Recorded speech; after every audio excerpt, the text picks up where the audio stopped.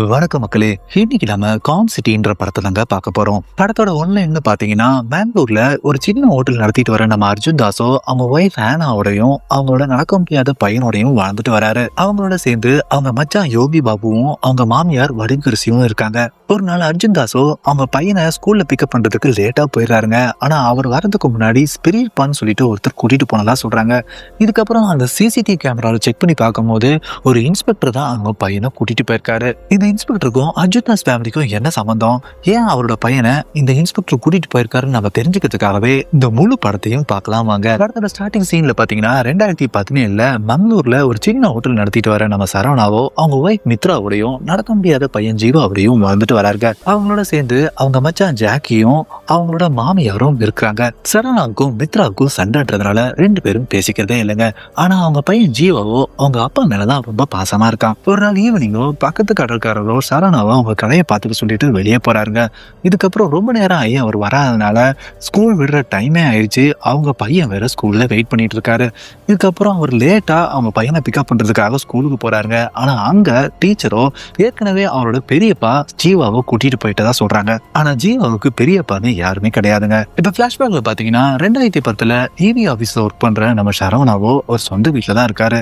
அவங்க அம்மா இப்போ உயிரோட இல்ல. ஆனா அம்மா உயிரோட இருக்கும் போது எப்படியாவது சொந்த வீடு கட்டி ஆகணும்னு சொல்லிட்டு பிரைவேட் பினான்ஸ் கம்பெனில கடனை வாங்கி வீட்டை கட்டிட்டு போயிடுறாங்க. ஆனா இப்ப அதுக்கு டூ கட்ட முடியாம நம்ம சரவணாவை ரொம்ப சிரமப்படுறாருங்க. இந்த மாசம் கூட டூ கட்ட முடியாதனால அவங்க வீட்டுக்கே கலெக்ஷன் ஏஜென்ட் வந்துடுறாருங்க. ஆனா அவர் வீட்டை பூட்டிட்டு உள்ள உட்கார்ந்து இருக்காரு. இதனால கலெக்ஷன் ஏஜென்டோ தொடர்ந்து அவருக்கு கால் பண்றாரு. ஆனா அவர் போனை கட் பண்ணியே விட்டுக்கிட்டு இருக்காருங்க. இதுக்கப்புறம் வீட்டுக்கு பின் பக்கமாவே எவிரி குளிச்சு நேரம் ஆபீஸ்க்கும் போயிடுறாரு. இன்னொரு பக்கம் மித்ராவோ ஹஸ்பண்டுக்கும் அவங்களுக்கும் பிரச்சனை இருக்கிறதுனால அவங்கள விட்டு பிரிஞ்சு வந்துட்டாங்க. ஆனா அவங்க இப்போ பிரெக்னெண்டா இருக்காங்க. அவங்க மெடிக்கல் செக்அப் பண்ணிட்டு அவங்க வீட்டுக்கு வந்து பார்த்தா அவங்க பொருட்களை எல்லாத்தையுமே வெளியே எடுத்து வச்சிருக்காங்க. காரணம் என்னன்னு பாத்தீங்கன்னா, மித்ராவோ ரைட் சைஸ் ப்ராப்பர்ட்டி மூலமா தான் இந்த வீட்டை 3 லட்சத்துக்கு லீஸ்க்கு எடுத்திருக்காங்க. ஆனா அதோட உண்மையான ஓனர் கிட்ட தான் அந்த ரைட் சைஸ் ப்ராப்பர்ட்டி வாடகை கொடுத்துட்டு இருந்திருக்காங்க. இப்ப அந்த வாடகையும் கொடுக்காதனால உண்மையான ஓனரோ அந்த வீட்டுக்கு வந்து இவங்களோட பொருட்களை வெளியே எடுத்து வச்சுட்டாங்க. கடைசியில இந்த ரைட் சைஸ் ப்ராப்பர்ட்டி தான் இவங்க 2 பேரையுமே ஏமாத்திட்டு போயிருக்காங்க. இப்ப மித்ராவுக்கோ தங்குறதுக்கு இடம் இல்லாதனால அவங்க ஃப்ரெண்டு கிட்ட ரெக்வஸ்ட் பண்ணி ஒரு நாள் அவங்க வீட்டுல தங்கிக்கிறாங்க. இன்னொரு பக்கம் நம்ம ஜாக்கியோ அவங்க அம்மாவை கூட்டிட்டு வந்து டாக்டர்கிட்ட காட்டாரு. செக் பண்ண டாக்டரோ அவங்க அம்மாவுக்கு நுரையீரல்ல கட்டி இருக்கிறதுனால உடனே ஆபரேஷன் பண்ணி ஆகணும், அதுக்கு 8 லட்சம் ரூபாய் தேவைன்னு சொல்லிடுறாங்க. ஜாக்கிக்கோ ஒரு ஆக்டரா இருந்தாங்க ஆசை. ஏன்னா அவங்க அப்பா ராம்போ சிலுக்குமாரோ ஒரு ஃபேமஸான ஸ்டென்ட் மாஸ்டருங்க. அவர் ராம்போ ட்ரஸ்ட்னு ஒண்ணு நடத்திட்டு வந்திருக்காரு. இப்ப அவங்க தங்கி இருக்க வீடு கூட ட்ரஸ்ட் பேர்ல இருக்கிறதுனால அதை அனுபவிக்க தான் முடியும், விற்க முடியாதுன்னு சொல்லிடுறாங்க. இதனால ஜாக்கியோ அவங்க அம்மாவோட ஆபரேஷனுக்காக அவங்க அப்பாவுக்கு தெரிஞ்ச ஸ்டூடியோஸ் எல்லாத்துலயும் விசாரிச்சு பாக்குறாரு. ஆனா எல்லாருமே கையை விரிச்சிடுறாங்க. இந்த நேரத்துல ஜாக்கியோட ஃப்ரெண்டோ இவருக்காகவே கதை எழுதி அந்த படத்துல இவர் தான் ஹீரோ போட்டு பண்ண போறதா சொல்றாரு. ஆனா ஜாக்கியோ நான் இப்போ ஒரு ப்ராப்ளத்துல இருக்கேன், அதனால வேற யாராவது போட்டு அந்த படத்தை பண்ணிடுன்னு சொல்றாரு. ஆனா அவரோட ஃப்ரெண்டோ உனக்காக நான் எவ்வளவு நாள் வேணாலும் வெயிட் பண்றேன், ஒரு ப்ராப்ளத்தை சால்வ் பண்ணிட்டு வான்னு சொல்றாருங்க. இதுக்கப்புறம் ஜாக்கியோ அவங்க அம்மாவுக்கு பணம் ரெடி பண்ண முடியாதனால அழுதபடி அவங்க அம்மா மடியில படுத்திருக்காங்க.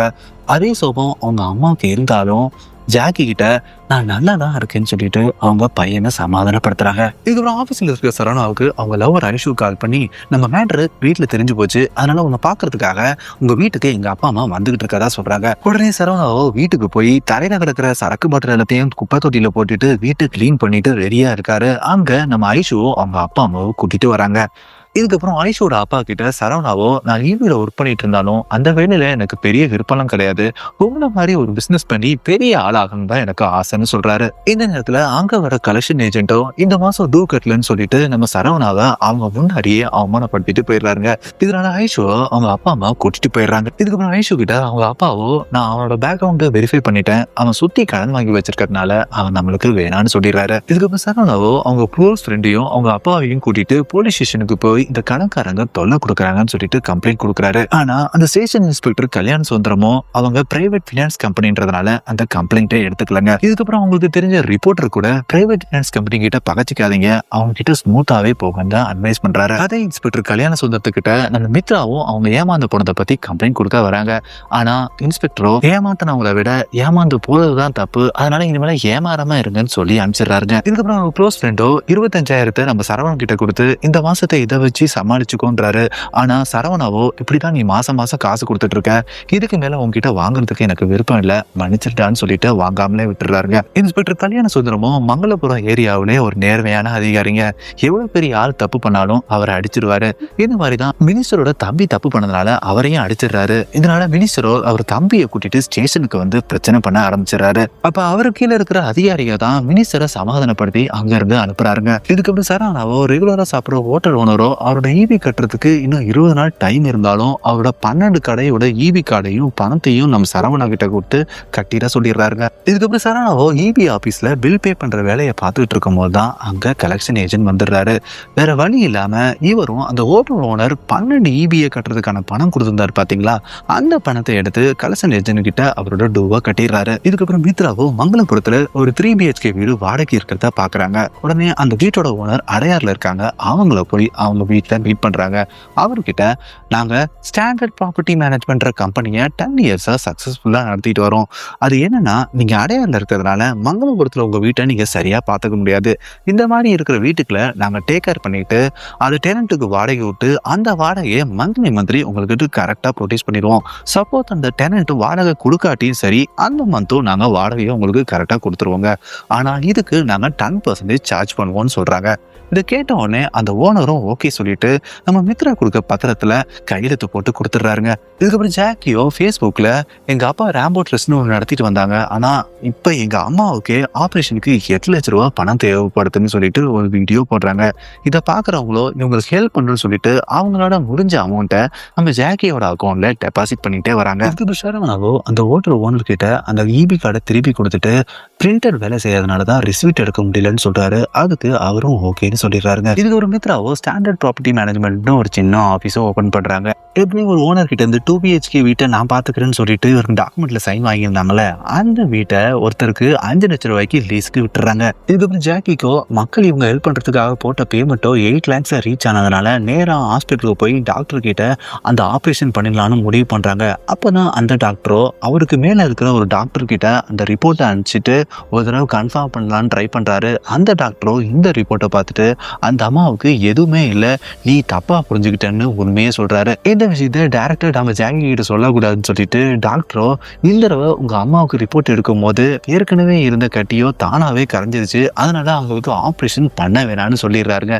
இதனால ஜாக்கியோ அவருக்கு வந்த பணத்தை எல்லாத்தையுமே அவங்களுக்கு ரிட்டர்ன் பண்ணலான்னு முடிவு பண்றாரு. ஆனா அவங்க அம்மாவோ முதல்ல அவங்க அப்பா பேர்ல ஒரு ட்ரஸ்ட் ஆரம்பிப்போம், அதுல வர பேமெண்ட்டை முதல்ல தேவையுள்ளவங்களுக்கு கொடுப்போம், தேவையில்லாத நேரத்துல அந்த பேமெண்ட்டை நீ ஹீரோ ஆகிறதுக்காக யூஸ் பண்ணிட்டு ரொட்டேஷன்ல விட்டுருவோன்னு சொல்றாங்க. முதல்ல ஜாக்கியோ இதுக்கு ஒத்துக்க மாட்டிக்கிறாருங்க. இதனால அவங்க அம்மாவோ பலர்னு அவரை அரைஞ்சு ஒத்துக்க வைக்கிறாங்க. இதுக்கப்புறம் சரவணாவோ ரெகுலரா போற ஹோட்டல்ல சாதாரண ஒருத்தரும் மணி இன்வெஸ்ட் பண்ணா டெய்லி ப்ராஃபிட் பார்க்க முடியும்னு சொன்னாரு. அவர்கிட்ட எப்படி பண்ண முடியும்னு சொல்லி இவர் கேட்கிறாருங்க. உடனே அவரும் நான் ஒரு ட்ரேடிங் கம்பெனியில ஒர்க் பண்றேன், நிறைய பணக்காரங்க எங்க வேலை இருக்கிற சீனியர் அனாலிசிஸ் மூலமா இந்த இடத்துல டெபாசிட் பண்ணுங்கன்னு சொல்லுவாங்க, அதை நாம ஃபாலோ பண்ணிட்டு இருக்கோம். இதே டெக்னிக்கை ஃபாலோ பண்ணி என் ஃப்ரெண்டும் இப்போ காரே வாங்கிட்டான், அதனால நானும் 1 வருஷமா இதை அனலைஸ் பண்ணி இன்வெஸ்ட் பண்ணதுல லாஸே இல்லாம 60% இன்கம் கொண்டு வர முடியும்ன்றத கண்டுபிடிச்சேன்னு சொல்றாரு. அடுத்த நாள் ஆஃபீஸ்க்கு வர நம்ம சரவணனும் அந்த பிரிண்டருக்குள்ள குட்டி ஒரு இரும்பு பாலை தூக்கி போடுறாரு. அது ஸ்டக் ஆகி அந்த மிஷின் ஒர்க் ஆகாம போயிருதுங்க. உடனே பக்கத்துல இருக்கிற சீனியர் கிட்ட இப்ப என்ன பண்றதுன்னு சொல்லி கேட்க, உடனே அவரோ பில்ல நீ பே பண்ணிட்டு உடனே எல்லாருக்குமே மேனுவலாவே பில்ல போட்டு கொடுத்துருன்றாரு. இதனால சரவணன் எல்லாருக்கிட்டையும் அவங்களோட பேமெண்ட்டை மட்டும் வாங்கி ஒரு பேக்ல போட்டுட்டு அவங்களுக்கு பில் பே பண்ண மாதிரி மேனுவலா பில்ல எழுதி கொடுத்துட்றாருங்க. இதுக்கப்புறம் ஆஃபீஸ் முடிஞ்சு போகிறதுக்கு முன்னாடி கரெக்டாக மேக்னிக் மூலமா அவர் பிரிண்டருக்குள்ளே போட்ட அந்த இரும்பு பாலை எடுத்துடுறாரு. இதுக்கப்புறம் அவர் கலெக்ட் பண்ண பேமெண்ட்டை நம்ம சதா கிட்ட சொல்லி ட்ரேடிங்ல இன்வெஸ்ட் பண்ண சொல்றாரு. அவர் கொடுக்குற 60% இன்கம் வச்சு அவரோட கமிஷனை கொடுத்துட்டு இபி பில்லை எல்லாத்தையும் பே பண்ணிட்டு அவரோட ப்ராஃபிட்டையும் எடுத்துக்கிறாரு. இதுக்கப்புறம் சரவணாவோ தினமும் இதே மாதிரி பண்ணி ப்ராஃபிட் பார்த்துட்டு இருக்காருங்க. ஆனால் இவரோட பிரிண்டர் தினமும் ஒர்க் ஆகாதனால அவங்க டீம்மேட் கோபியோ இவன் மேல சந்தேகப்பட்டு கேள்வி கேட்கிறாரு. ஆனால் அவரோட சீனியர் இல்லாத சமயத்தில் அவருக்கும் நம்ம சரவணன் சேர்த்து ஹெல்ப் பண்றதுனால அவர் சீனியரோ இவருக்கு சப்போர்ட்டா கோபி கிட்ட பேசுறாருங்க. இதுக்கப்புறம் சரவணா கிட்ட சரவணாவோ நம்மளுக்கு மந்த்லி 60% இன்கம் கிடைக்கிறதுனால நானே சரவணா கியூப் கம்பெனின்னு ஒரு கம்பெனியை ஸ்டார்ட் பண்ண போறேன், அதுல வர மக்களுக்கு நான் 20% மந்த்லி இன்கம் தரதா சொல்லிட்டு மீதி வர 40% இன்கம் நம்ம ப்ராஃபிட்டா எடுத்துக்கலாம்னு சொல்றாருங்க. அதே மாதிரி மித்ராவோ இங்க நிறைய ஓனர் கிட்ட அவங்க ப்ராப்பர்ட்டியை டேக் ஓவர் பண்ணிட்டு அந்த ப்ராப்பர்ட்டியை லீஸுக்கு விட்டு நல்ல பணம் பார்த்துக்கிட்டு இருக்காங்க. இங்க ஜாக்கியோ அவங்க அப்பா ட்ரெஸ்ல நிறைய பணம் கலெக்ட் பண்ணிட்டு இருக்காரு. இருக்காருங்க. அந்த பணத்தை வச்சு இவர் ஃப்ரெண்டு இவரை வச்சு ஒரு படம் எடுக்கிறேன்னு சொல்லியிருந்தாருல, அந்த படத்தை ப்ரொடியூஸ் பண்ணலாம்னு முடிவு பண்றாரு. இங்க ஜாக்கியோட அம்மாவோ நிறைய பேருக்கு ட்ரஸ்ட் மூலமா பணம் வாங்கிட்டு இருக்கும் போது தான் அவங்களுக்கு தெரிஞ்சவங்களான கார்த்திக்கோ பவித்ரான ஒரு பேஷண்ட்டுக்காக 150 ரூபா கொடுக்கறதுக்காக நேரில் ஆஃபீஸ்க்கு வராரு. ஆனா கார்த்திகோ பணம் கொடுக்கறதுக்கு முன்னாடி பேஷண்ட் பவித்ராவை பார்க்கணும்னு சொல்றாங்க. ஆனா ஜாக்கியோட அம்மாவோ அவங்க வேற ஒரு ஹாஸ்பிட்டலுக்கு ஷிஃப்ட் ஆயிட்டு இருக்கிறதுனால அந்த பணத்தை என்கிட்ட கொடுத்த நானே அவங்க கிட்ட கொடுத்துறேன்னு சொல்லி வாங்கிடுறாங்க. இங்க சரவணன் கியூக் மணில மந்த்லி 20% இன்ட்ரெஸ்ட் கிடைக்கிறதுனால நம்ம ஜாக்கியோட அம்மா 2 லட்சம் இன்வெஸ்ட் பண்றாங்க. அதே மாதிரி நம்ம மித்ராவும் இவங்க கிட்ட 3 லட்ச ரூபாய் இன்ட்ரெஸ்ட் பண்றாங்க. அவங்களுக்கு சொன்னபடியே 20% இன்ட்ரெஸ்ட் கிடைக்கிறதுனால அவங்க ஃபர்தரா அமௌண்ட்டை அதிகமாகவே இன்வெஸ்ட் பண்ணிட்டு போறாங்க. இதனால நம்ம சரவணாவுக்கு நல்ல ப்ராஃபிட் கிடைக்கிறதுனால அதை வச்சு ஒரு பென்ஸ் காரே வாங்கிடுறாருங்க. இதுக்கு இப்ப சரவணாவோ ஐஷோட அப்பாவை மீட் பண்ணி நான் இப்ப கடன்காரனா இல்ல கடன் கொடுக்கறவனா இருக்கான்னு சொல்றதுனால அவங்களும் இவங்களோட மேரேஜுக்கு ஓகே பண்ணிடுறாரு. அதனால இவங்க 2 பேருக்கும் நிச்சயதார்த்தமும் நடந்து முடியுதுங்க. இது ஒரு மித்ராவும் நம்ம ஜாக்கியோட அம்மாவுக்கும் மந்த்லி 20% இன்ட்ரெஸ்ட் கரெக்டா கிடைக்கிறதுனால அவங்க டோட்டலா சம்பாதிச்ச மொத்த பணத்தையுமே நம்ம சரவணா கியூக் மணில இன்வெஸ்ட் பண்றாங்க. இதுக்கப்புறம் ஆயுஷோட அப்பாவோ கவர்மெண்ட் அப்ரூவோட டோல் பிசினஸ் தான் பண்ணிட்டு இருக்காரு. இப்ப அதுல ஒரு டோலை சரவணா பேர்ல ரெஜிஸ்டர் பண்ணலான்னு அவர் முடிவு பண்ணிருக்காரு. இதுக்கப்புறம் சரவணாவோட க்ளோஸ் ஃப்ரெண்டோட கேர்ள் ஃப்ரெண்டோ பிரெக்னெண்டா இருக்கிறதுனால அவங்க ஃப்ரெண்டு சொந்தமா பிசினஸ் ஸ்டார்ட் பண்ணலாம்னு நினைக்கிறாரு. அதனால அவங்களோட ஹார்பர்ல ஒரு கன்சைன்மெண்ட்டை வெளியே மூவ் பண்ணா 20 கோடி ரூபாய் கிடைக்குமா, அதுக்கு இன்வெஸ்ட்மெண்டா 10 கோடி ரூபாய் தேவைப்படுதான். அதனால அவர் இன்வெஸ்டரை தேடிட்டு இருக்காரு. இந்த விஷயத்த கேள்விப்படுற நம்ம சரவணாவோ எனக்கு தெரிஞ்ச இன்வெஸ்டர் இருக்கு, நான் அவங்க ரெக்கமெண்ட் பண்றேன்னு சொல்லிட்டு இவரே அந்த 10 கோடி ரூபாவை அவங்க ஃப்ரெண்டு கிட்ட கொடுத்து 5 கோடி ரூபாவை ப்ராஃபிட் பார்த்துடலான்னு பிளான் பண்றாரு.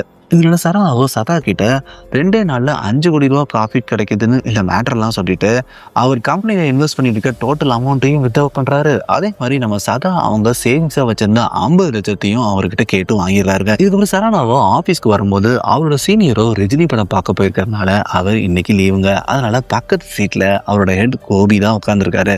அவரும் முதல்லயே நம்ம சரவணாவோட பிரிண்டரை செக் பண்ணி பார்த்துருக்காரு. அது ஒர்க் ஆகுதுங்க.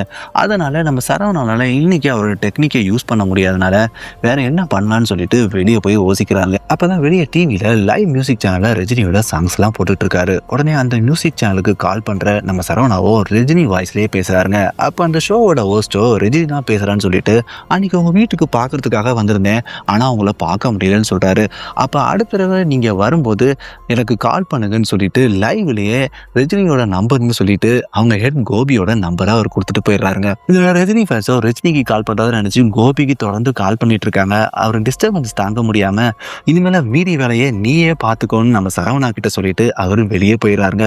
இந்த சமயத்துல நம்ம சரவணா வழக்கம் போல ஒரு சின்ன இரும்பு பால பிரிண்டருக்குள்ள போட்டு அது ஸ்டக் ஆனதுனால பிரிண்டர் ஒர்க் ஆகலைங்க. இதனால வர்றவங்க எல்லாத்துக்கிட்டையும் பேமெண்ட்டை வாங்கி ஒரு பேக்ல போட்டுட்டு எல்லாத்துக்குமே மேனுவல் ஸ்லிப்பை கொடுத்து அங்கிருந்து அனுப்பிச்சிடறாருங்க. இப்ப சரவணாவோ டோட்டலா அவர் கலெக்ட் பண்ண மொத்த அமௌண்ட்டையும் சேர்த்து 10 கோடி ரூபாவை அவங்க ஃப்ரெண்டு சபரிகிட்ட கொடுத்துட்றாருங்க. ஆனா அடுத்த நாள் காலையில நியூஸ்ல பாத்தீங்கன்னா பிரபல தொழிலதிபரோட பையன் சபரியோ சட்டவிரோத செயல ஈடுபடும் போது 2 கோஷ்டி கடையில இருக்கிற மோதல்ல அவர் சுட்டு கொல்லப்பட்டாருன்னு நியூஸ் வருதுங்க. இதுக்கப்புறம் கார்த்தியோ பவித்ரான ஒரு பொண்ணோட ட்ரீட்மெண்ட்டுக்காக 150 ரூபாய் ஜாக்கியோட அம்மா கிட்ட கொடுத்தாங்க பாத்தீங்களா.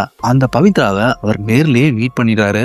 அவங்க கிட்ட விசாரிச்சதுல அவங்க 2 வருஷத்துக்கு முன்னாடியே ட்ரீட்மெண்ட் எடுத்து சரியாயிடுச்சுன்னு சொல்றாங்க. இதனால கார்த்திகோ நேர்லயே ஜாக்கியும் அவங்க அம்மாவும் மீட் பண்ணி இதே மாதிரி நீங்க யார்கிட்டலாம் ஏமாத்தி பணம் வாங்கிருக்கீங்களோ உங்களுக்கு 10 நாள்ல செட்டில் பண்ணிருங்க, இல்லைன்னா நானே உங்களை பத்தி போலீஸ் ஸ்டேஷன்ல கம்ப்ளைண்ட் பண்ணிடுவேன்னு சொல்லிட்டு போயிடுறாருங்க. இங்க சரவணோட மொத்த பேமெண்ட்டும் நம்ம சபரி கிட்ட லாக் ஆனதுனால அவங்க கிட்ட இன்வெஸ்ட் பண்ண நம்ம மித்ரா ஜாக்கியோட அம்மா யாருக்கும் அவரால் பேமெண்ட் கொடுக்க முடியலங்க. மித்ராவால ஹவுஸ் ஓனருக்கு ரெண்ட் கொடுக்க முடியாதனால ஹவுஸ் ஓனர் நேர்லயே ரெண்ட் இருக்கிறவங்களை மீட் பண்ணதுனால இவங்களை பத்தி உண்மை தெரிஞ்சு அவங்க போலீஸ்ல கம்ப்ளைண்ட் பண்ணிடுறாங்க. ஜாக்கியோட அம்மா பேமெண்ட்டும் நம்ம சரவணா கிட்ட மாட்டிக்கிறதுனால கார்த்திக் சொன்ன மாதிரி அவங்களால 10 நாள்ல யாருக்கிட்டையும் ரிட்டர்ன் பண்ண முடியல. இதனால கார்த்திகோ அவங்களை பத்தி போலீஸ்ல கம்ப்ளைண்ட் பண்ணிடுறாரு. அவர் ஃப்ரெண்ட் சபரி இறந்து போனதுல இருந்து சரவணனும் ஆபீஸ்க்கு போகாம வீட்லயே இருந்துறாரு. அவர் மக்கள் கிட்ட ஈபி கட்டுறதுக்காக வாங்கின பேமெண்ட் டியூ டேட் தாண்டியும் கட்டாததுனால அந்த மக்களோட ஃபியூஸ் எல்லாம் கவர்மெண்ட் புடுங்கி விட்டுருதுங்க. இதுக்கப்புறம் அந்த மக்கள் எல்லாருமே ஈபி ஆபீஸ்க்கு வந்து பேமெண்ட் கட்டியும் ஃபியூஸை புடுங்கினால பிரச்சனை பண்ண ஆரம்பிக்கிறாங்க. வீட்டுல ஒளிஞ்சிருக்கிற சரவணாவை அரெஸ்ட் பண்ணிடுறாங்க. அதே நேரத்துல நம்ம மித்ராவையும் ஜாக்கியோட அம்மாவையும் அரெஸ்ட் பண்ணிடுறாங்க. இதோட எங்க சீனை கட் பண்ணிட்டு கரண்ட்ல பாத்தீங்கன்னா அந்த 4 பேருமே ஜியோவை கூட்டிட்டு போறது யாருன்னு தெரிஞ்சுக்கிறதுக்காக ஸ்கூல் ஸ்கூலுக்கு வந்து சிசிடிவி கேமரா செக் பண்ணி பாக்குறாங்க. அதுல இன்ஸ்பெக்டர் கல்யாண சுந்தரம் தான் அவங்க பையன் ஜீவாவை கூட்டிட்டு போறத இவங்க 4 பேருமே பார்த்து ஷாக் ஆறாங்க. அதோட இன்டர்வல் போட்டுறாங்க. இதுக்கப்புறம் அவங்க அப்பாவை கூட்டிட்டு வர ஐஷுவோ ஜெயில இருக்கிற சரவணாவை மீட் பண்ணி எல்லாத்தையுமே போர்ஜர் பிடியா ஏமாத்துறேன்னு சொல்லிட்டு பலர்னு அவங்க கண்ணத்துல அரைஞ்சிட்டு அங்க இருந்து கிளம்பி போயிடுறாங்க. இதுக்கப்புறம் ஸ்டேஷன்ல கல்யாண சுந்தரமும் கான்ஸ்டபிள் மூலமா நம்ம மித்ராவையும் ஜாக்கியோட அம்மாவையும் அடிச்சு விசாரிச்சல அவங்களோட பேமெண்ட் எல்லாமே நம்ம சரவணா கிட்ட இருக்குதா சொல்றாங்க. இதுக்கப்புறம் சரவணாவை அடிச்சு விசாரிச்சா அவரும் அவங்க இறந்து போன ஃப்ரெண்ட் சபரி கிட்ட மாட்டிக்கிச்சுன்னு சொல்றாரு. இதனால கல்யாண சுந்தரமும் அவங்களை அடிச்சுக்கிட்டு இருக்க கான்ஸ்டபிளுக்கு போன் பண்ணி அவங்க 4 பேரையும் என்கவுண்டர்ல போட்டிருக்கன்னு சொல்லிடுறாங்க. இதை ஒட்டு கேட்கிற சரவணாவோ அந்த கான்ஸ்டபிளை அடிச்சு அந்த 3 பேரையும் தப்பிக்க வச்சு அவருடைய சேர்த்து கூட்டிட்டு போயிடுறாங்க. இதுக்கப்புறம் அந்த 4 பேருமே ஒரு கண்டெய்னர் லாரியில ஏறி எஸ்கேப் ஆகி போயிட்டு இருக்கும் போதுதான் அந்த லாரி கர்நாடகா போறதுனால நான் இங்கேயே இறங்கிக்கிறேன், நீங்க எங்க போகணுமோ அங்க போய்க்குங்கன்னு சரவணா சொல்றாங்க. அப்ப அங்க உள்ளவங்கலாம் நீ எங்களோட பணத்தை கொடுத்தாதான் நான் உங்களை விட்டு போவேன்னு சொல்லிட்டு அவங்க கூட சேர்ந்து போறாங்க. இதுக்கப்புறம் தான் இவங்க மேங்களூர்ல ஒரு சின்ன ஹோட்டல் நடத்திக்கிட்டு இப்ப வாழ்ந்துட்டு வராங்க. இப்ப கரண்ட்ல பாத்தீங்கன்னா சரவணாவா நீங்க யாரும் வர வேண்டாம், நானே போய் கல்யாண சுந்தரத்தை மீட் பண்ணி எப்படியாவது ஜீவாவை கூட்டிட்டு வரேன்னு சொல்றாங்க. இந்த நேரத்துல தான் நம்ம ஜாக்கியோட அம்மாவோ நானும் கூட வரேன்னு சொல்றாங்க. இதனால 4 பேருமே சேர்ந்து வேன்ல கிளம்பி நேரா போய் மங்களபுரத்துல இருக்கிற கல்யாண சுந்தரத்தை மீட் பண்ண போறாங்க. இதுக்கப்புறம் 4 பேருமே கல்யாண சுந்தரத்தை அவரோட வீட்டுல மீட் பண்றாங்க. அப்ப சரவணனும் நான் தான் இவங்க எல்லாத்தையுமே அன்னைக்கு ஜெயில இருந்து தப்பிக்க வச்சு கூட்டிட்டு போனேன், அதனால நானே சரண்டர் ஆயிடுறேன், ஜீவாவை எங்கிட்ட ஒப்படைச்சிருங்கன்னு சொல்றாருங்க. அப்ப கல்யாண சுந்தரமும் நான் தான் உங்களை தப்பிக்க வச்சேன், அதுக்கு காரணம் என்னன்னா எப்பயாவது நீங்க எனக்கு தேவைப்படுவீங்கன்றாரு. நான் ரிட்டர்ன் ஆயிட்டேன், மக்கள் கிட்ட கூட எனக்கு நல்ல பேர் தான் இருக்கு, ஆனா அவங்களுக்கு தெரியாத ஒரு முகம் எனக்கு இருக்கு. காசுக்காக நான் ஃபேக் என்கவுண்டர்ஸ், ஆள் கடத்தல், ஸ்மக்லிங்னு எல்லா வேலையும் செஞ்சிருக்கேன். நான் ரிட்டையர் ஆகும்போது கூட நான் கடைசி வரைக்கும் ஓடுறதுக்கான பெரிய அமௌண்ட் வச்சிருந்தேன், ஆனா இன்னைக்கு நான் பெட்டிங் ஸ்டார்ட் பண்ணணும், அதுல விளையாண்டு ஜெயிச்சு அதுவே ஒரு அடிக்ஷன் ஆனதுனால என்கிட்ட இருந்த எல்லா பணத்தையும் அது மூலமா லாஸ் பண்ணிட்டேன். இதுக்கப்புறம் கல்யாண சுந்தரமும் ஜீவாவோ போன் மூலமா சரவணா கிட்ட பேச வைக்கிறாங்க. அப்ப ஜீவாவோ நான் ஒரு பெரிய ஃபேக்டரியில இருக்கேன், என்னோட வீல் சேரை வேற கம்பியில கட்டி வச்சிருக்காங்க, அப்புறம் எனக்கு முன்னாடி 2 அங்கிள்ஸ் உட்கார்ந்து இருக்கதா சொல்றாரு. அப்ப கல்யாண சுந்தரமும் நான் சாகுற வரைக்கும் எனக்கு பணம் வந்துட்டு இருக்க மாதிரி ஏதாவது பண்ணுவேன், இல்லைன்னா ஜீவாவோ மறந்துருக்கேன்னு சொல்றாரு. இதனால சரவணாவோ நீங்க சொன்ன மாதிரி செய்யறோம்னு சொல்லிட்டு வந்துடுறாருங்க. அப்ப அதுக்கான பிளான நம்ம சரவணாவை யோசிச்சுட்டு இருக்கும் போதுதான் பிளாஷ்பேக்ல பாத்தீங்கன்னா ஒரு பேப்பர்ல நைஜீரியால ஃபேக் டோலை போட்டு பல கோடி சம்பாதிச்சிருக்காங்கன்னு நியூஸ் வந்துருக்குங்க. இந்த விஷயத்த அவங்க லவ்வர் ஐஷு கிட்ட சொல்றாங்க. அப்ப ஐஷுவோ இந்த மாதிரி சம்பவங்கள் நம்ம இந்தியாவிலே நடந்திருக்கு. நார்மலா நம்ம ரோட்ல போயிட்டு இருக்கும் போது ஒரு புது டோலை பார்த்தா நம்ம அவங்க கேட்கிற காசு கொடுத்துட்டு அங்கிருந்து கிளம்பி வந்துகிட்டு இருப்போம். அது ஃபேக்கா இல்ல உண்மையான்னு நம்ம ஆராய்ச்சி பண்ண மாட்டோம், ஏன்னா நம்மளுக்கு அதுக்கான டைம் கிடையாது. இதை யூட்டிலைஸ் பண்ணி தான் இவங்க இந்த மாதிரி சம்பாதிச்சிட்டு இருக்கதா சொல்றாங்க. இதுக்கப்புறம் சரவணாவோ அந்த 3 பேருமே கல்யாண சுந்தரத்தை மீட் பண்ணி மங்களபுரத்துல முன்னாடி பக்கத்துல ஒரு டோல் இருந்துச்சு, ஆனா அந்த டோலை ஒருத்தர் கேஸ் போட்டு க்ளோஸ் பண்ணிட்டாரு. இப்ப அந்த டோலை மறுபடியும் நாங்க ஓபன் பண்ணி தான் கோடிக்கணக்கா சம்பாதிக்க போறோம்னு சொல்றாரு. எப்பேற்பட்ட ஸ்கேமா இருந்தாலும் கொஞ்ச நாள்ல மாட்டிக்குவோம், அதனால அதுக்குன்னு நான் ஒரு பிளான் வச்சிருக்கேன். சைனால ஒரு கேங்ஸ்டரோ பில்லியனரோட பையனை கடத்தி 2 கோடி ரூபா வாங்கிட்டாரு, ஆனா 2 கோடி காலி ஆனதுக்கு அப்புறம் மறுபடியும் அந்த பில்லியனரே கடத்தினாரு. காரணம் என்னன்னா எப்படி பணக்காரன்னு ஆகிறீங்கன்னு சொல்லிட்டு அவர்கிட்ட கேட்டு தெரிஞ்சுக்கிறதுக்காக. அப்ப அவர்கிட்ட கேட்ட போது அவர் என்ன சொன்னார்னா நான் ஒரு பிராண்டை கிரியேட் பண்ணேன், அது மூலமா தான் பணக்காரனாகனு சொல்லியிருக்காரு. இப்போ உள்ள பெரிய பணக்காரங்க எல்லாருமே மார்க்கெட்ல ஒரு புது ப்ராடக்ட் இன்ட்ரோடியூஸ் பண்ணி அது மூலமா தான் பணக்காரனா இருக்காங்க. இதே ஐடியாவை அந்த கேங்ஸ்டர் இம்ப்ளிமெண்ட் பண்ணி இப்ப பெரிய பில்லியனியரா இருக்காரு. அதனால நானும் ஒரு ப்ராஜெக்ட் வச்சிருக்கோன்னு சொல்லிட்டு ரோஹித்தை அவர்கிட்ட இன்ட்ரோடியூஸ் பண்றாரு. ரோஹித்தோ IIT gold medalist in electrical engineering, அவரோ என்கிட்ட ஹைட்ரோ ஜென்ரேட்டர்னு ஒரு ப்ராஜெக்ட் இருக்குங்க. அதாவது நம்மளுக்கு கரண்ட் போனா ஜென்ரேட்டர் யூஸ் பண்ணுவோம், அதுக்கு நாங்க பெட்ரோல் தான் தேவைப்படுது. இப்ப பெட்ரோல் விலை வேற அதிகமா ஏறிக்கிட்டே இருக்கு, ஆனா நம்ம ஹைட்ரோ ஜென்ரேட்டர் ப்ராஜெக்ட் பெட்ரோலுக்கு பதிலாக தண்ணியை யூஸ் பண்ணாலே போதும், அது நல்லா ஒர்க் ஆகும். அப்ப சரவணாவோ கல்யாண சொந்தத்துக்கிட்ட நம்ம ஃபேக் டோல் மூலமா சம்பாதிக்கிற பணத்தை இந்த ப்ராஜெக்ட்ல இன்வெஸ்ட் பண்ணிட்டு இவர்கிட்ட ஒரு கான்ட்ராக்டை போட்டு இந்த பேட்டர்னை இவர்கிட்ட இருந்து வாங்கிருங்க, இந்த பேட்டர்னை உங்ககிட்ட வாங்குறதுக்காக உலகத்துல இருந்து நிறைய பேர் வருவாங்கன்னு சொல்றாருங்க. இதனால கல்யாண சுந்தரமும் அவர் சொன்ன மாதிரியே ரோஹித் கிட்ட ஒரு கான்ட்ராக்டை போட்டிருக்காருங்க. இதுக்கப்புறம் ஜாக்கியோ ஒரு தெரிஞ்ச ஸ்டுடியோக்கு கூட்டிட்டு போறாருங்க. அங்க சரவணாவோ நாங்க ஓல்டு கொரியன் ஃபேமிலியை பேஸ் பண்ணி ஒரு படம் எடுக்க போறோம், அதுல இருக்கிறவங்களுக்கு இருக்கிற காஸ்டியூம் மாதிரியே எங்களுக்கும் காஸ்டியூம் வேணும்னு சொல்றாங்க. உடனே அவங்களும் ரெடி பண்ணி கொடுக்க அந்த 4 காஸ்டியூமையும் இவங்க போட்டுக்கிறாங்க. அப்ப சரவணாவோ முதல்ல நான் லான்ச் பண்ற நியூஸ் பேப்பர்ல வரும்னு சொல்லிட்டு அவங்களுக்கு தெரிஞ்ச ரிப்போர்ட்டர் மூலமா இதை பண்ணிடலான்ட்டு அவங்க டீமா நேரா அவங்க வீட்டுக்கு கிளம்பி வராங்க. கரெக்டா அவர் வேலை முடிஞ்சு அந்த ரிப்போர்ட்டர் வீட்டுக்குள்ள போனதுக்கு அப்புறம் அவருக்காக பீஸா ஆர்டர் பண்றாரு. அப்ப அங்க பீஸா டெலிவரி பாய் வராரு. ஆனா அவங்க கிட்ட நம்ம ஜாக்கியோட அம்மாவோ எனக்கு தான் சொல்லிட்டு அந்த பீஸாவை வாங்கிடுறாங்க. இதுக்கப்புறம் நம்ம மித்ராவோ அந்த பீஸால ரிப்போர்ட்டருக்கு ஃபுட் பாய்சனிங் ஆகிற மாதிரி எதையோ கலந்து கொடுத்துடுறாங்க. இதுக்கப்புறம் நம்ம சரவணாவோ டெலிவரி பாய் மாதிரி அந்த பீஸாவை கொண்டு போய் ரிப்போர்ட்டர் கிட்ட கொடுக்குறாரு. கரெக்டா ஒரு கதவை சாத்துறதுக்கு முன்னாடி அந்த கதவை க்ளோஸ் ஆகக்கூடாதுன்னு லைட்டா ஒரு வெள்ளையா ஒரு இதை அங்க வச்சிடறாரு. அதனால அது க்ளோஸ் ஆகாம பாதியிலே நிக்குதுங்க.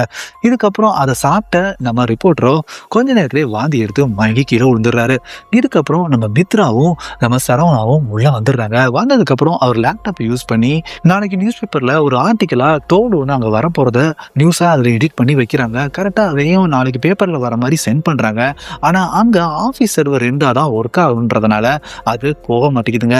இந்த விஷயத்த கேள்விப்பட்டவொடனே சரவணாவோ உடனே அவரோட லேப்டாப் போனு காக்கி எடுத்துட்டு மித்ராவை கூட்டிட்டு நேரா அவங்க ஆபீஸ்க்கு போறாரு. அப்ப சரவணாவோ இங்க இருக்கிற ஜாக்கி கிட்ட மேல மயக்கத்துல இருக்கிற ரிப்போர்ட்டரை திரும்ப எந்திரிச்சுக்காம நீ பாத்துக்கோன்னு சொல்லிட்டு போயிடுறாரு. ஆபீஸ்க்கு போனவொடனே டெலிவரி பாய் இருக்கிற நம்ம சரவணாவோ அங்க இருக்கிற அட்மின் கிட்ட நான் ரிப்போர்ட்டர் அருணாவுக்காக பிஸா எடுத்துட்டு வந்திருக்கதா சொல்றாரு.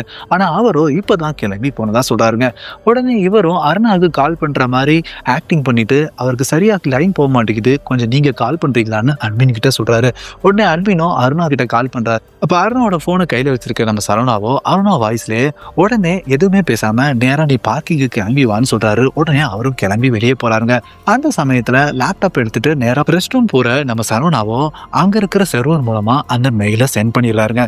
இதுக்கு ஒரு பார்க்கிங்ல இருந்து கால் பண்ற அட்மின் கிட்ட நீங்க டெலிவரி பாய் தானே, நேரா பக்கத்து கேட்டுக்கு வந்துருங்கன்னு சொல்றாரு. சார் நான் டெலிவரி பாய்ல அட்மின் பேசுறேன், அந்த டெலிவரி பாய் தான் மாத்தி இங்க வந்துட்டான், நான் உங்க வீட்டுக்கு அனுப்பிச்சு வைக்கிறேன்னு சொல்றாரு. கரெக்டா ரெஸ்ட் ரூம்ல இருந்து நம்ம வெளியே வர சரவணா கிட்ட அங்க வர அட்மிட்டும் அவர் மாத்தி அட்ரஸ் போட்டாராம், நீங்க நேரா அவங்க வீட்டுக்கு போயிருங்கன்னு சொல்லி அனுப்பி வைக்கிறாருங்க. இதுக்கப்புறம் சரவணாவோ அருணா காரை எடுத்துட்டு மித்ரா கூட்டிட்டு நேரா அருணா அவர் வீட்டுக்கு வந்துட்டு இருக்காரு. அப்ப அவர் வீட்டுல இருக்கிற அருணாவோ மயக்கத்துல இருந்து தெரியற மாதிரி இருக்குங்க. அப்ப பின்னாடி நிக்கிற நம்ம ஜாக்கியோ கீழே கிடக்கிற கேரட் பால் எடுத்து அவர் மண்டையே அடிச்சிடறாரு. இதனால மறுபடியும் அவர் மயங்கிடுறாருங்க. இதுக்கப்புறம் சரவணாவோ மித்ராவா கூட்டிட்டு ஆபீஸ்க்கு போறதுக்கு முன்னாடியே நம்ம அருணாவுக்கு ஃபுட் பாய்சனிங் ஆயிடுச்சுன்னு சொல்லிட்டு ஆம்புலன்ஸ்க்கு போன் பண்ணிருப்பாரு. அந்த ஆம்புலன்ஸோ இப்ப வேகமா வந்துட்டு இருக்குங்க. கிட்டத்தட்ட அந்த ஆம்புலன்ஸோ நம்ம அருணோட வீட்டு சந்து கிட்ட வந்துருந்துங்க. இதை பார்த்த உடனே கீழே வேன்ல இருக்கிற நம்ம ஜாக்கியோட அம்மாவோ வேனை குறுக்க நிறுத்திக்கிட்டு வேன் ஸ்டார்ட் ஆக மாட்டேங்குதுன்னு சொல்லிடுறாங்க. அதனால நீங்க சுத்தி போங்கன்னு நம்ம ஆம்புலன்ஸ் கிட்ட சொல்ல அவங்களும் அடுத்த சந்து வழியா சுத்தி வந்துட்டு இருக்காங்க. ஆனா அதுக்கு முன்னாடி நம்ம அருணாவோட காரை எடுத்துக்கிட்டு நம்ம மித்ராவை கூட்டிகிட்டு வர சரவணனும் இங்க ரீச் ஆயிடுறாரு. இதுக்கப்புறம் அவங்க வீட்டுல இருந்து எடுத்த லேப்டாப்பு, கார் கீ, போனு எல்லாத்தையுமே அங்க வச்சுட்டு இதுக்கப்புறம் அந்த டோர் க்ளோஸ் ஆகக்கூடாதுன்னு வெள்ளையா ஒண்ணு வச்சாரு பாத்தீங்களா, அதையும் எடுத்துட்டு டோரை க்ளோஸ் பண்ணிட்டு கீழே நடந்து வந்துட்டு இருக்காருங்க. அந்த சமயத்துல ஆம்புலன்ஸும் ரீச் ஆகுது. வந்தவங்களும் அருணா அபார்ட்மெண்டோட டோரை தட்டுறாங்க. மயக்கத்துல இருந்து எந்திக்கிற நம்ம அருணாவோ டோரை ஓபன் பண்ண உடனே அவங்க முன்னாடியே வாந்தி எடுக்க அப்ப வந்தவங்களோ அருணாவை ஆம்புலன்ஸ்ல ஏற்றி ஹாஸ்பிட்டலுக்கு கூட்டிட்டு போயிடுறாங்க. அவங்க கொடுத்த ஆர்டிகளோ அடுத்த நாள் நியூஸ் பேப்பர்ல வந்துருந்துங்க. இதுக்கப்புறம் சரவணாவோ ஓல்டு கெட்டப்ல அவர் ரெகுலரா போற ஹோட்டலுக்கு போய் சதாவை மீட் பண்றாரு. அப்ப சதாவோ நீ போனதுக்கு அப்புறம் நானே ஓனா இன்வெஸ்ட் பண்ணி ட்ரை பண்ணி பார்த்தேன், வர்ற மாதிரி இருந்துச்சு, ஆனா கடைசியில எல்லாமே லாஸ் ஆயிடுச்சு. அப்பதான் ஒரு விஷயம் புரிஞ்சுக்கிட்டேன், நம்ம ஷார்ட்கட்ல சம்பாதிக்கிறது ரொம்ப நாள் நினைக்காது. அப்ப சதாவோ சரவணா கிட்ட உன்னோட இன்சிடென்ட்டுக்கு அப்புறம் லவர் ஐஷுவோ ஃபேமிலியோட அமெரிக்கால போய் செட்டில் ஆயிட்டதா சொல்றாங்க. அப்ப சரவணாவோ நானும் அது கேள்விப்பட்டதா சொல்றாருங்க.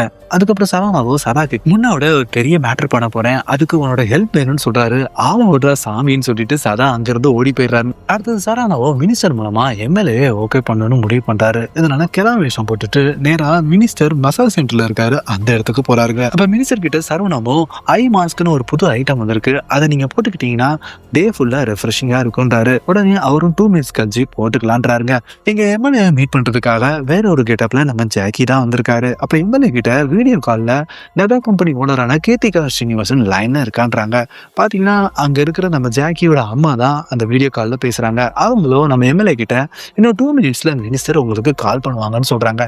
உடனே அவரும் வெயிட் பண்ணிட்டு இருக்காருங்க. நீங்க சரவணாவோ மினிஸ்டருக்கு ஐ மாஸ்க போட்டு விட்டுறாரு. அதுக்கப்புறம் போன் ஃப்ரீயா தான் இருக்கும். அந்த போன்ல மினிஸ்டர் மாதிரி இவரே பேசலான்னு பிளான் பண்ணிருக்காரு. ஆனா மினிஸ்டரோ ஐ மாஸ்க் போட்டுட்டு இந்த போன்ல நான் பாட்டை போட்டு விட போறேன், அதை கேட்டுட்டு இருக்க போறேன்னு சொல்றாரு. அதனால அந்த பாட்டு ஓடிட்டு இருக்குங்க. இந்த சமயத்துல போன் எடுத்தா மாட்டிக்கொன்றதுனால என்ன பண்றதுன்னு சொல்லிட்டு முடிச்சுக்கிட்டு இருக்காரு. அப்பதான் மித்ராவோ நம்ம சரவணாவுக்கு கால் பண்ணி போன் பண்ணிட்டு இருக்கும் போது அதுல கால் வந்தா கால் ஃபார்வர்டிங் பண்ணி விட்டு நீ பேசலான்னு ஐடியா கொடுக்குறாங்க. இதனால அந்த போன் பிளே பண்ணிட்டு இருக்கும் போதே கால் ஃபார்வர்டிங் ஆப்ஷனை வேற ஆக்டிவேட் பண்ணி விட்டுறாருங்க. இதுக்கப்புறம் மித்ராவோ பக்கத்துல இருக்கிற நம்ம ஜாக்கியோட அம்மா கிட்ட இந்த விஷயத்த சொல்லிடுறாரு. இப்ப வீடியோ கால்ல இருக்கிற நம்ம ஜாக்கியோட அம்மாவோ எம்எல்ஏ கிட்ட உங்களுக்கு மினிஸ்டர் ரொம்ப நேரமா போன் ட்ரை பண்ணிட்டு இருக்காரு, ரீச் ஆகலையா, அதனால உங்களை மினிஸ்டருக்கு கால் பண்ண சொன்னாருன்னு சொல்லிடுறாங்க.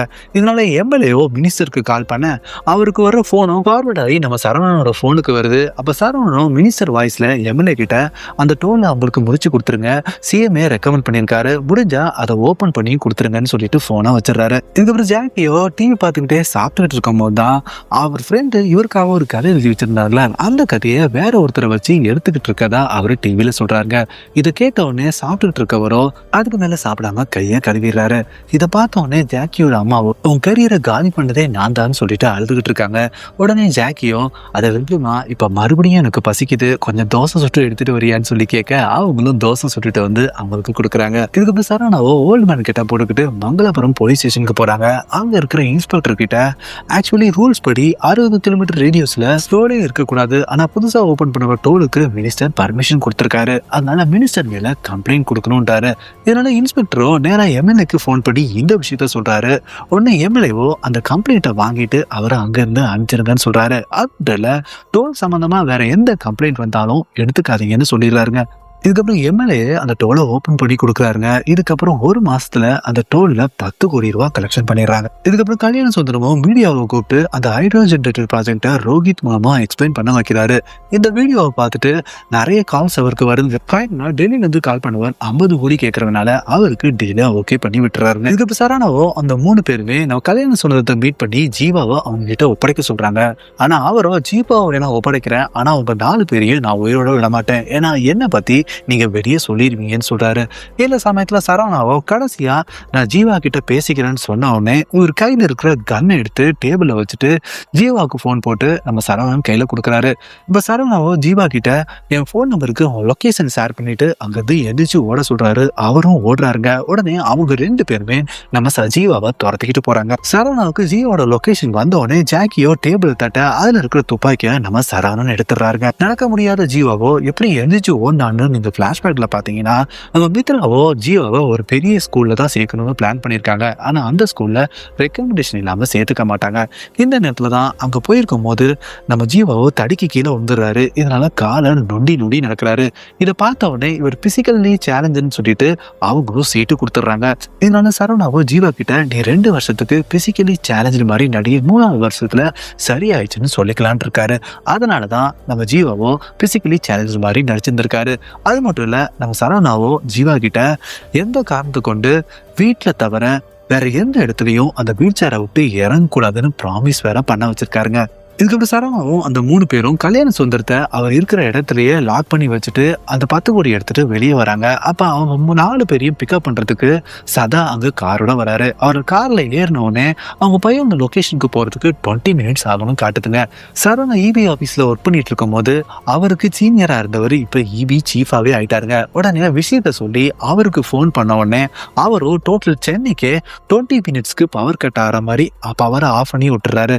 இந்த சூழ்நிலையில கரெக்டா அவங்க இருக்கிற ஃபேக்டரியிலும் பவர் கட் ஆயிரதுனால ஜீவாவை துரத்துற 2 பேருக்கு ஜீவா இப்ப எங்க இருக்கானே தெரியலங்க. இதுக்கு ஒரு 20 மினிட்ஸ் கிட்ட கரெக்டா அவங்க பையன் இருக்கிற லொகேஷனுக்கு இவங்க வந்துடுறாங்க. கரெக்டா அவங்க வரும்போது ஜீவாவும் ஃபேக்டரி விட்டு வெளியே ஓடி வராருங்க. இதுக்கு ஒரு மறுபடியும் பவர் வந்ததுக்கு அப்புறம் சரவணாவோ நம்ம கல்யாண சுந்தரத்துக்கு போன் பண்ணி நாங்க உங்ககிட்ட கொடுத்த ஹைட்ரோஜன் ப்ராஜெக்டும் ஃபேக் தான், அதை இன்ட்ரோடியூஸ் பண்ண ரோஹித்தும் எங்க பக்கத்துல இருக்கிற கடைக்காரர்ன்ற உண்மையும் சொல்றாங்க. இப்பதான் சரவணனும் நம்ம கல்யாண சுந்தரத்துக்கிட்ட இன்னொரு உண்மையும் சொல்றாரு.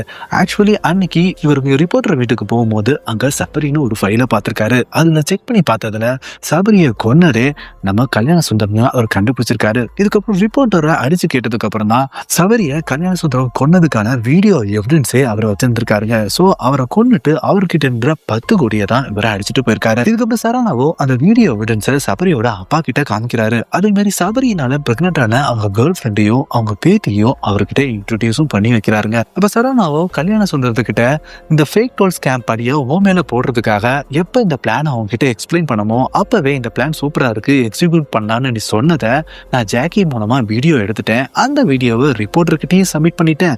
ரிப்போர்ட்டரும் மீடியாவுக்கு கொடுத்துட்டாரு. இப்ப அது நியூஸாவும் வந்ததுனால போலீஸோ நம்ம கல்யாண சுந்தரத்தை அரெஸ்ட் பண்ணி கூட்டிட்டு போறாங்க. இதுக்கப்புறம் கல்யாண சுந்தரத்தை போலீஸ் வண்ட ஏத்துனதுக்கு அப்புறம் உள்ளேயோ தொழிலதிபரா இருக்கிற சபரியோட அப்பாவும் கத்தியோட உட்காந்துருக்காரு. கடைசியில டோரை க்ளோஸ் பண்ணவனே உள்ளேயே அவரை போட்டு தெளிவாருன்னு நினைக்கிறேன். இதுக்கப்புறம் சரணாவும் அந்த 3 பேரும் அவங்க கிட்ட இருக்கிற அந்த 10 கோடி ரூபாய் பணத்துல யார்கிட்டலாம் அவங்க பணம் ஏற்கனவே வாங்கியிருந்தாங்களோ அவங்களுக்கு போஸ்டர் மூலமா அனுப்பி விட்டுட்டு அங்க இருந்து வேன்லயே நேரா பெங்களூருக்கு கிளம்பி போயிட்டு இருக்காங்க. அதோட இந்த படத்தை முடிச்சிடுறாங்க. இதே மாதிரி வேற ஒரு படத்துல நெக்ஸ்ட் மீட் பண்றேன்.